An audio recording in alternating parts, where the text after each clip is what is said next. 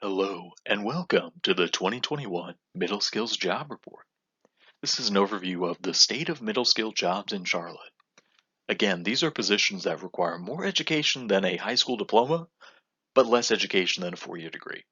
So great positions to focus on for economic mobility, less barrier to entry than requiring a four-year degree, but still requiring a little bit of upskilling and development so that you can be on a better pathway to family sustaining employment. And so when we're talking about middle skill jobs, the first thing I want to focus on is who has these positions available. And so when we look at job postings in 2020, we can see the top 5 employers with middle skill job postings: Atrium Health, Novant Health, Lowe's, Wells Fargo, Bayada, and Bojangles. And so now that we know who's hiring, what are they hiring for? What are those top positions that were open in 2020 for middle skill jobs? And so on the screen, you can see the list of the top 10 positions throughout the course of 2020 for middle skill jobs. And so now that we know who's hiring, what positions are available, let's get to the operative word in middle skill: skills. What are the top skills that people need to develop? Again, we talked about middle skill jobs are those jobs that require a bit more than a high school diploma, but less than a college degree. So what skills do you need to learn if it's not going to college? And so on the screen, what I have is a list of the top skill clusters for all of those job postings in 2020 for those middle skill jobs in Charlotte. What were the jobs? What skills were they asking for?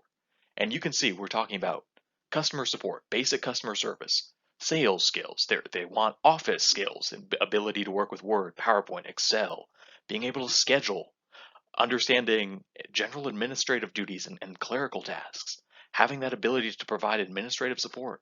Again, those healthcare in that healthcare space, we know Atrium and Novant were two of the top middle skill employers. They're looking for emergency and intensive care skills, basic patient care skills.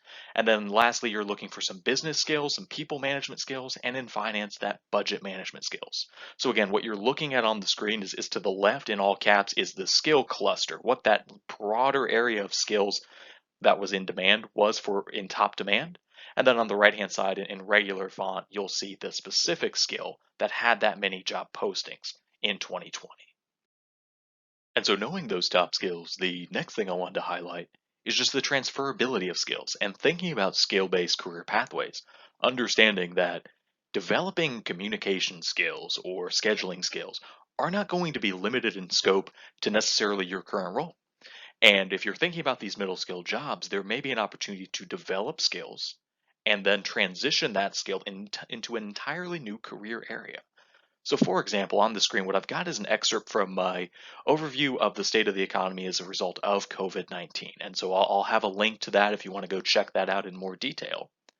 But here you can see if you've developed a communication skill, you may be applying that skill specifically in the healthcare space. So you can see that is a skill that is definitely demanded in healthcare. If you follow this line down, you'll see that's a skill that's in demand in healthcare.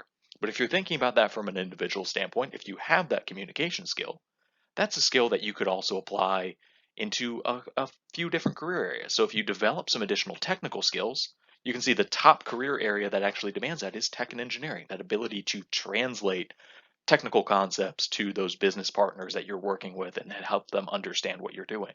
You can also use that communication skill in the business space. Again, translating some of those business terms into those other partners that you're working with. And then to a lesser degree, you can even translate that down to education.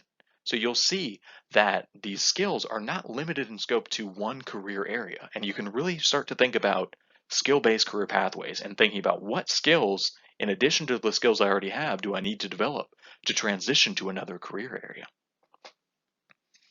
And so building on that last point about the importance of looking at skill-based career pathways due to the impact of COVID, the last thing I want to leave you with is what has been the impact in the shift in demand of these middle skill jobs as a result of COVID-19. And so on the screen, what I've got for you is what are the top 10 middle skill jobs in Charlotte pre-COVID. So looking at 2019, we're comparing March to December 2019 and 2020.